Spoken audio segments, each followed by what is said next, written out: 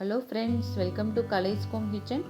நம்ம சேனலில் நான் போடுற ரெசிபிலாம் உங்களுக்கு பிடிச்சிருந்தா லைக் பண்ணுங்கள், ஷேர் பண்ணுங்கள், பெல் பட்டன் அமுத்தி சப்ஸ்கிரைப் பண்ணுங்கள். வாங்க இன்றைக்கி சப்பாத்திக்கு சூப்பரான குடமிளகா உருளைக்கிழங்கு கிரேவி செய்யலாம். ஹோட்டல் ஸ்டைலில் ரொம்ப சூப்பராக இருக்கும். குயிக்காக செஞ்சிடலாம். அதுக்கு ஃபஸ்ட்டு ஒரு கடாயில் நான் 3 டேபிள் ஸ்பூன் ஆயில் ஆட் பண்ணியிருக்கிறேன். இது கூட ரஃப்பாக சாப் பண்ண ஒரு வெங்காயத்தை எடுத்திருக்கேன். நீங்கள் இந்த மாதிரி கட் பண்ணிக்கோங்க. வெங்காயம் ஓரளவுக்கு வதங்கினா போதும். லைட்டாக கலர் சேஞ்ச் ஆனதும் நம்ம எடுத்துடலாம். இப்போ பாருங்கள், வதங்கிருச்சு.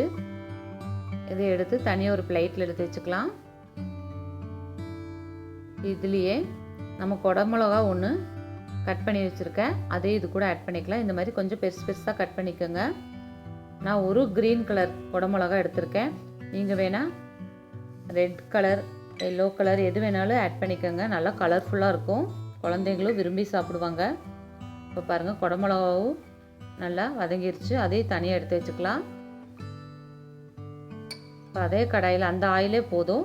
அதிலே நான் 2-3 இஞ்சியும் கொஞ்சம் பூண்டும் எடுத்திருக்கேன். இது கூட ஆட் பண்ணிக்கலாம். இதில் ஒரு பெரிய வெங்காயம் ரஃப்பாக சாப் பண்ணது எடுத்திருக்கேன். நான் வந்து ஒரு வெங்காயம் தான் எடுத்திருக்கேன். நீங்கள் வேணால் எக்ஸ்ட்ரா எடுத்துக்கோங்க. இந்த ஒரு வெங்காயம் இந்த மசாலாவே ஒரு 5-6 பேர் சாப்பிட்ற மாதிரி அளவுக்கு நான் எடுத்திருக்கேன். இப்போ வெங்காயம் நல்லா வதங்கி வரட்டும். இது கூட நான் 2 தக்காளி ஆட் பண்ணிக்கிறேன். ரஃப்பாக சாப் பண்ண தக்காளி 2 ஆட் பண்ணிக்கலாம். தக்காளி நல்லா வதக்கி விடுங்க எண்ணெயில் கொஞ்சம் நேரம் வதக்குனதுக்கப்புறம் இப்போ நல்லா தக்காளி மசிஞ்சு வரணும். அதனால் நான் கொஞ்சம் தண்ணி ஆட் பண்ணிக்கிறேன். நீங்கள் வேணால் ஆயிலே ஊற்றி நல்லா வதக்கிக்கோங்க. கொஞ்சமாக தண்ணி ஊற்றி தக்காளி நல்லா மசிஞ்சு வரட்டும்.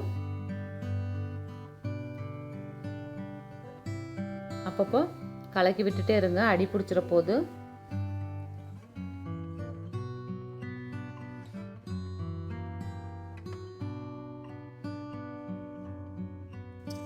இப்போ பாருங்கள், மசாலாவை நல்லா நைஸாக பேஸ்ட் மாதிரி அரைச்சி வச்சுக்கலாம்.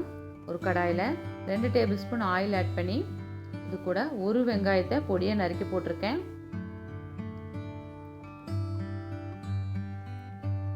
வெங்காயம் நல்லா வதக்கி விடுங்க. கூட கொஞ்சம் கருவேப்பிலை, உப்பு ஆட் பண்ணிக்கலாம்.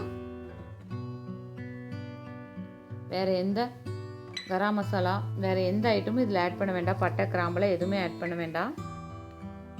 நீங்கள் வேணால் ஆயிலுக்கு பதிலாக பட்டரும் கூட ஆட் பண்ணிக்கோங்க. ரொம்ப சூப்பராக இருக்கும் கிரேவி. நான் லாஸ்ட்டாக பட்டர் கொஞ்சம் ஆட் பண்ணிக்கிறேன்.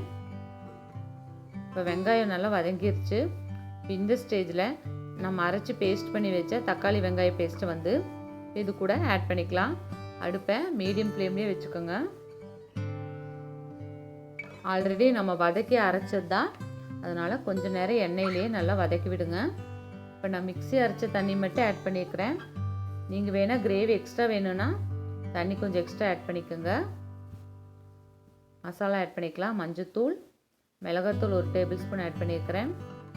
மல்லித்தூள் 2 டேபிள் ஸ்பூன், கொஞ்சமாக பெப்பர் ஆட் பண்ணிக்கலாம்.